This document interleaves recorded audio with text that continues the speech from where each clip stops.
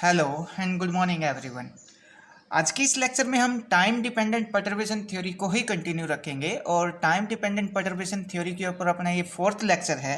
ठीक है, इससे पहले वाले लेक्चर्स की अगर मैं बात करूँ तो फर्स्ट लेक्चर में हमने टाइम डिपेंडेंट परटर्बेशन थ्योरी के बारे में पढ़ा, उसके बेसिक इंट्रोडक्शन के बारे में, और साथ ही वहाँ पे हमने ट्रांजिशन प्रोबेबिलिटी निकाली दो स्टेट के बीच में। ठीक है, उसके बाद सेकेंड लेक्चर में हमने क्या किया कि अपने पास ये जो दो स्टेट हैं, ठीक है, इन दो स्टेट के बीच में हमने कांस्टेंट परटर्बेशन अप्लाई की स्मॉल टाइम के लिए और फिर हमने ट्रांजिशन प्रोबेबिलिटी निकाली।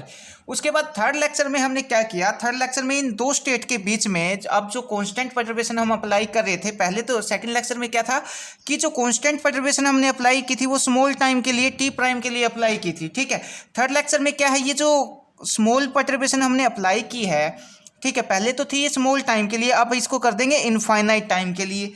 ठीक है, और आज का ये जो फोर्थ लेक्चर है इसमें हम पढ़ेंगे फर्मी गोल्डन रूल के बारे में। तो फर्मी गोल्डन रूल अपने को क्या बोलता है, इसको भी एक बार समझ लेते हैं। तो हमने यहाँ पे दो स्टेट मान ली, ठीक है, इसको हमने बोल दिया स्टेट एन और इसको हमने बोल दिया स्टेट एम, या फिर इसको साई ए स्टेट बोल देते हैं या फिर इसको साई बी स्टेट बोल देते हैं। साई ए के कोरस्पोंडिंग जो एनर्जी है वो हमने मान ली ई ए और साई बी के कोरस्पोंडिंग जो एनर्जी है वो हमने मान ली ई बी।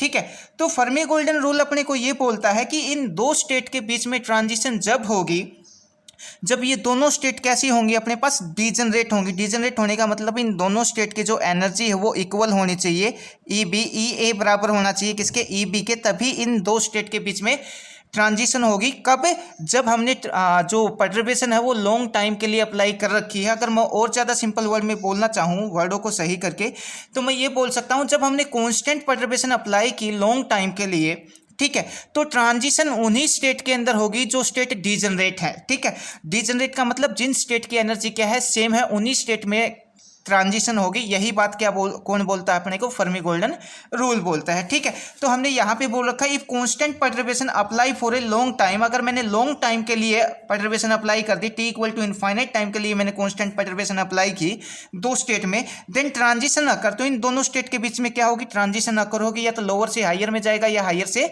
लोअर में जाएगा। हायर से लोअर ना बोल के मैं क्या बोलूंगा, एक स्टेट से दूसरी स्टेट में जाएगा। ठीक है, तो ट्रांजिशन अकर क्यों, ट्रांजिशन अकर क्यों होगी, क्योंकि दोनों स्टेट की एनर्जी क्या होगी, सेम होगी, क्योंकि दोनों स्टेट क्या हो जाएंगी, डीजनरेट हो जाएंगी। So transition occur between degenerate state, that is known as a Fermi golden rule, और इसी को हमने क्या नाम दिया, फर्मी गोल्डन रूल नाम दिया। ठीक है, अब इसका थोड़ा सा जो मैथमेटिकल है, इसके मैथमेटिकल के ऊपर भी हम बात कर लेते हैं। तो हमने यहाँ पे लिखा है D N equal to rho E M और इंटू डी ई। अब इसको हमने बोल दिया इक्वेशन नंबर फर्स्ट। अब इसको थोड़ा सा समझ लेते हैं। यहाँ पे ये जो डी एन है ये किसको रिप्रेजेंट करता है, डी एन रिप्रेजेंट करता है नंबर ऑफ स्टेट को। ठीक है, और ये जो रो ई एम है ये क्या है, डेंसिटी ऑफ फाइनल स्टेट है। ये अपने पास क्या है, डेंसिटी ऑफ फाइनल स्टेट। और ये जो नंबर ऑफ फाइनल स्टेट है ये किस एनर्जी के कोरस्पोंडिंग है, ये एनर्जी के कोरस्पोंडिंग है ई एम से लेके E M to E M plus D E M, इस रेंज में ये फाइनल स्टेट है। ठीक है, ई एम से लेके और कहाँ तक, E M plus D E M तक ये स्टेट है। ठीक है, तो ये वाली जो है ये अपने, ये वाली डी ई एम क्या रिप्रेजेंट करके बताती है, एनर्जी रेंज को रिप्रेजेंट करके बताती, एनर्जी रेंज।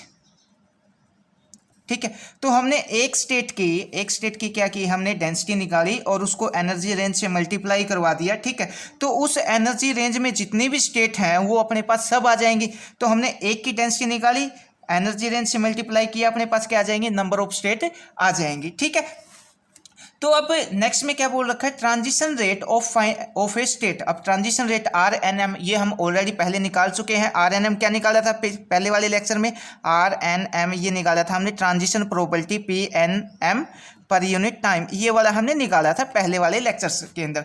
तो ये वाला जो रिजल्ट है वो हमने पहले वाले लेक्चर्स में निकाला था।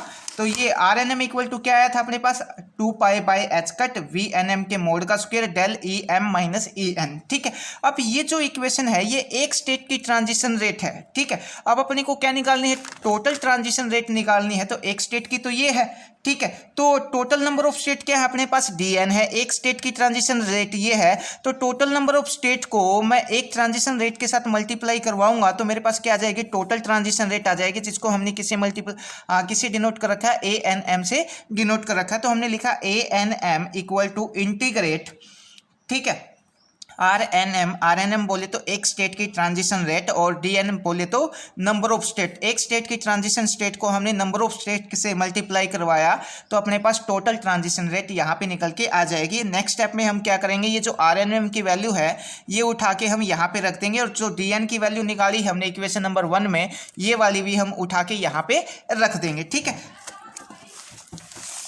तो अपने पास तो यहाँ पे हमने क्या किया है, यहाँ पे अपने पास जो dn की वैल्यू थी, dn की वैल्यू क्या थी, रो ई एम क्या था, डेंसिटी ऑफ फाइनल स्टेट, और de क्या था अपने पास जो रेंज थी ना एनर्जी की वो थी। ठीक है, तो हमने dn की वैल्यू ये पुट की। नेक्स्ट स्टेप में हमने जो rnm है, rnm की वैल्यू पुट कर दी। यहाँ तक किसकी वैल्यू है अपने पास, rnm की वैल्यू, और ये किसकी वैल्यू है अपने पास, dn की वैल्यू है। ठीक है, अब मैंने क्या किया, यहाँ पे 2 पाई/h कट और वी एन एम इसके मोड का स्क्वायर को मैंने बाहर निकाल लिया इंटीग्रेशन से। ठीक है, और यहाँ पे मैंने किसका यूज किया, डिराक डेल्टा की प्रॉपर्टी का यूज किया मैंने। फंक्शन में ई एन इक्वल टू क्या रख दिया, ई एम रख दिया। तो ये कितना आ जाएगा, डिराक डेल्टा की प्रॉपर्टी से 1 आ जाएगा। तो अपने पास आ जाएगी जो टोटल ट्रांजिशन रेट है A N M equal to 2 पाई/h कट, ये वाली टर्म हमने यहाँ पे एज इट इज, और ये रो ई एम यहाँ पे हमने एज इट इज रख दिया। ये अपने पास क्या आ जाएगी, टोटल ट्रांजिशन रेट आ जाएगी। यही क्या है अपने पास, फर्मी गोल्डन रूल है। ठीक है, तो फर्मी गोल्डन रूल क्या बोलता है, फर्मी गोल्डन रूल यही बोलता है अगर मैं दो स्टेट के बीच में लॉन्ग टाइम के लिए परटर्बेशन अप्लाई करता हूँ, ठीक है, इनफाइनाइट टाइम के लिए परटर्बेशन अप्लाई करता हूँ, तो उन दो स्टेट में ट्रांजिशन तभी होगी तब वो दोनों स्टेट क्या है, डीजनरेट स्टेट है, और इसी को हमने क्या नाम दिया, फर्मी गोल्डन रूल नाम दिया। ठीक है, आई होप आपको ये समझ में आ गया होगा। अगर समझ ना आया हो तो आप मैसेज करके या कमेंट करके पूछ सकते हैं। Thank you.